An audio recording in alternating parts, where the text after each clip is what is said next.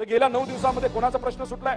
शेतकऱ्याचा सुटला नाही, विद्यार्थ्यांचा सुटला नाही, स्पर्धा परीक्षा देणाऱ्या मुलाचा तिथे सुटलेला नाही. अध्यक्ष महोदय, बेरोजगारीच्या मुद्द्यावर चर्चा झाली नाही, आशा वर्कर, अंगणवाडी सेविका याच्यावर चर्चा नाही. अध्यक्ष महोदय, मग चर्चा कशावर झाली?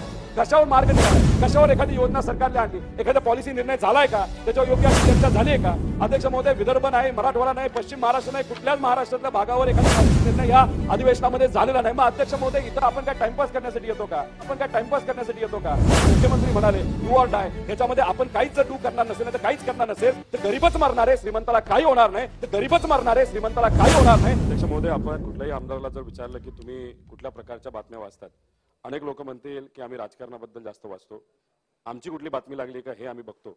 पण तुम्ही सामान्य कुटुंबातल्या लोकांना जर विचारलं की तुम्ही कशा बातम्या वाचतात, एक तर राजकारण इतक्या खालच्या लेवलला गेलं त्यामुळे ते राजकीय बातम्या तर वाचणार नाहीत, पण ते कुठल्या वाचतात? कुठं क्राईम वाढलाय का, दैनंदिन जीवनामध्ये त्यांना कुठं कुठं प्रभाव येऊ शकतो, त्यांना अडचणी येऊ शकतात, अशा प्रकारच्या त्या बातम्या अध्यक्ष महोदय ते वाचतात. अध्यक्ष महोदय, सामान्य कुटुंबातली जी मुलं असतात, कुणी बसली जातं, कुणी शाळेत जातं, कुणी कॉलेजला जातं. एखादी मुलगी जी कॉलेजमध्ये जात असताना तिच्या आईला कुठेतरी भीती वाटते की आपली मुलगी सुखरूप असेल का, एखादा युवक जो आहे कॉलेजमध्ये गेल्यानंतर त्याला चुकीच्या सवय लागतील का, अशा प्रकारची भीती ही सामान्य कुटुंबातल्या लोकांना अध्यक्ष महोदय असते. अध्यक्ष महोदय, आपल्याला कुठेही अडचण नसते, आपल्याबरोबर सिक्युरिटी असते, आपल्या 2 गाड्या असतात, कुटुंबातले जे कुणी असते त्यांच्यासाठी वेगळी गाडी असते, ड्रायव्हर असतं. पण जेव्हा सामान्य कुटुंबातली लोक जेव्हा प्रवास करतात त्यांना कुठं ना कुठेतरी भीती वाटते. आणि आपल्या या महाराष्ट्रामध्ये अशी परिस्थिती असेल तर ती बदलण्यासाठी सगळ्यांनीच कुठं ना कुठेतरी प्रयत्न केले पाहिजे. अध्यक्ष महोदय, मी इथं कुठेही म्हणत नाही याला पोलीस जबाबदारी, ह्याला कुठं ना कुठेतरी आपण पोलीस भरती केली पाहिजे, कारण पोलीस प्रशासनाला खूप मोठ्या प्रमाणात लोड आहे. अध्यक्ष महोदय, आज जर आपण बघितलं तर पोलीस मोठ्या प्रमाणात व्हीआयपी लोकांना दिलं. काही आमदारांना 150-150 कोटी रुपयाचा खर्च फक्त आमदार सुखरूप ठेवण्यासाठी केला जातो. आणि मग हा लोड या पोलिसांवर आल्यामुळे कुठेतरी येत्या काळामध्ये ते सुद्धा लोकसभेची आचारसंहिता लागण्यापूर्वी जे काही तिथं 28% पदं रिक्त आहेत, 100% पोलिसांची भरती ही पुढच्या 1 महिन्यामध्ये यावी आणि ते सुद्धा आचारसंहिता येण्याच्या आधी येणं फार महत्वाचं आहे. अध्यक्ष महोदय बोलू द्या, काल सुद्धा बोलून दिलं नाही. अध्यक्ष महोदय, 5 मिनिटात विषय संपवतो. अध्यक्ष महोदय, आपण कायदा व सुव्यवस्थेची परिस्थिती काय येते, कारण का समाजामध्ये जर फ्रस्ट्रेशन वाढत असेल तर अध्यक्ष महोदय, फ्रस्ट्रेशन वाढण्याचं एक प्रमुख कारण काय, ते बेरोजगारी हा एक मुद्दा अतिशय महत्वाचा आहे. अध्यक्ष महोदय, आपण इथं जे काम करतो, नाही तर साध्या भाषेत बोलायचं झालं, एका नेत्याच्या भाषेत बोलायचं झालं तर इथं जे दिवे आपण लावतो, ते दिवे लावल्यानंतर चांगलं काम केल्यानंतर गरीबाच्या घरी दिवे लागणार. अध्यक्ष महोदय, आपण जर कामाच्या बद्दल बोललो नाही तर इन्व्हेस्टमेंट राज्यामध्ये जे येते, अध्यक्ष महोदय, याच्यामध्ये उत्तर प्रदेशमध्ये 43,000 कोटीची इन्व्हेस्टमेंट आली एका वर्षामध्ये, ते सुद्धा बँकेने. आणि आरबीआयचा रिपोर्ट आहे. त्यानंतर गुजरातमध्ये 37,000, त्यानंतर ओडिसामध्ये 11,000 आणि महाराष्ट्रामध्ये किती तर 8,000 कोटी. अध्यक्ष महोदय, याच्यावर जर आपण काम करणार नसेल तर मग बेरोजगार युवा उद्या जाऊन फ्रस्ट्रेट येऊन जर चुकीच्या मार्गाने गेलं तर त्याला जबाबदार सरकार असणार आहे. अध्यक्ष महोदय, आजच्या काळामध्ये आपण जर बघितलं तर आपण आपल्या राज्यावर कमी आणि दुसऱ्या राज्यावर विकास तिथं व्हावा यासाठी जास्त प्रयत्न करतोय.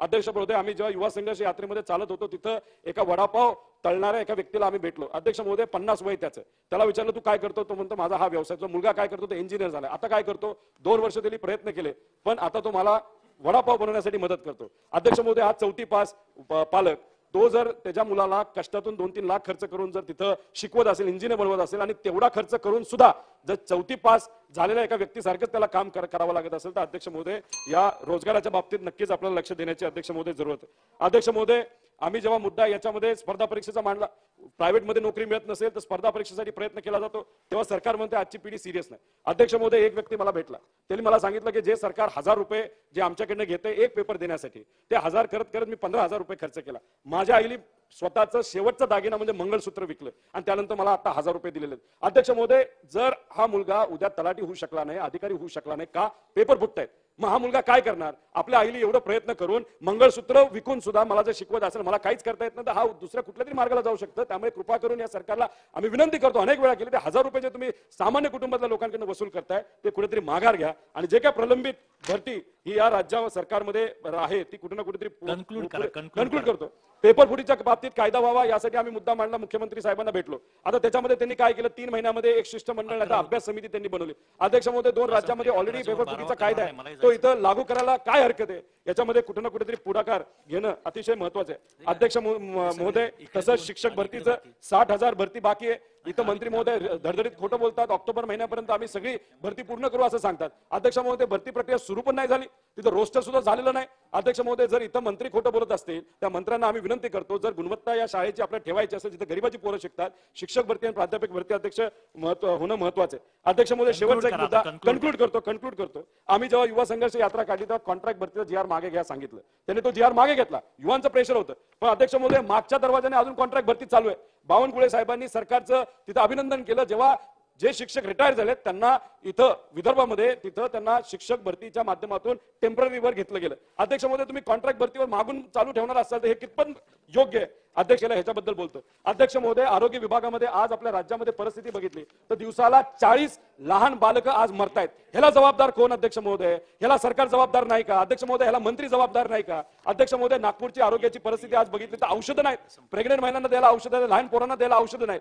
जर ही औषधं नाही मिळाली तर ह्याला जबाबदार कोण? कोणाचा गरीबाचा मृत्यू झाला तर अध्यक्ष महोदय दुसऱ्या दिवशी काम करण्यासाठी बाहेर पडावं लागतं. श्रीमंताचा एक व्यक्ती आजारी पडला तरी 10 दिवस सुट्टी आपण काढतो. अध्यक्ष महोदय मग ह्याच्यावर कोण बोलायला तयार नाही. अध्यक्ष महोदय ह्याच्यामध्ये जर एखाद्या गरीब माणसाचा मृत्यू झाला तर त्याला सरकार जबाबदार असावेल, ते सुद्धा एक क्राईम आहे अध्यक्ष महोदय. त्यामुळे आरोग्य व्यवस्था आपल्या या राज्यामध्ये अतिशय चुकीच्या पद्धतीची आहे. त्यामुळे या सगळ्या गोष्टींमध्ये कुठेतरी आपल्याला लक्ष घालण्याची जरूरत आहे. आणि जाता जाता अध्यक्ष महोदय मी एवढंच सांगतो की काल पण आम्हाला बोलायचं होतं, बोलून दिलं नाही. अध्यक्ष महोदय आपण जर बघितलं तर गेल्या 9 दिवसामध्ये कोणाचा प्रश्न सुटलाय? शेतकऱ्याचा सुटला नाही, विद्यार्थ्यांचा सुटला नाही, स्पर्धा परीक्षा देणाऱ्या मुलाचा तिथं सुटलेला नाही. अध्यक्ष महोदय बेरोजगारीच्या मुद्द्यावर चर्चा अजिबात झाली नाही. आशा वर्कर, अंगणवाडी सेविका ह्याच्यावर चर्चा नाही. अध्यक्ष महोदय मग चर्चा कशावर झाली?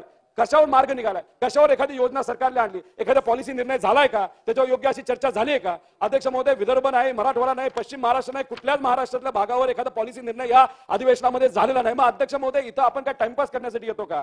अध्यक्ष महोदय खऱ्या अर्थाने कुठेतरी पॉलिसीवर चर्चा झाली पाहिजे, काहीतरी निर्णय या सरकारने घेतला पाहिजे. आणि बोलत असताना जेव्हा मंत्री संपला विषय, मंत्री बोलत असताना कुठेतरी खोटं न बोलता मुद्द्यावर बोलण्याची जरूरत आहे. अध्यक्ष महोदय हे असंच चाललं तर एक असंविधानिक शब्द इथं आम्हाला वापरावा लागेल की निर्लज्जपणा या अधिवेशनामध्ये जो आपण करत आहोत सगळेच मिळून, हा कुठेतरी थांबला पाहिजे. आणि हा जर नाही थांबला, जसं मंत्री महोदय तिथं म्हणाले, मुख्यमंत्री म्हणाले डू ऑर डाय, ह्याच्यामध्ये आपण काहीच जर डू करणार नसेल तर काहीच करणार नसेल तर गरीबच मरणार आहे, श्रीमंताला काही होणार नाही. त्यामुळे कृपा करून आपल्या माध्यमातून सरकारला सांगतो या विविध विषयावर कुठेतरी बोललं गेलं पाहिजे. वेळ नसल्यामुळे अनेक मुद्दे मांडायचे होते पण ते मांडता आले नाही. उद्या तुम्ही शेवटचा दिवस आहे तेव्हा संधी द्याल अशी अपेक्षा करतो. आणि या जो काही विरोधी पक्षाने अंतिम आठवडा प्रस्ताव आलाय त्याला पाठिंबा देत कुठेतरी मोठा बदल येत्या काळामध्ये या सर्व व्यवस्थेमध्ये होईल अशी अपेक्षा करतो. थांबतो. जय हिंद, जय महाराष्ट्र.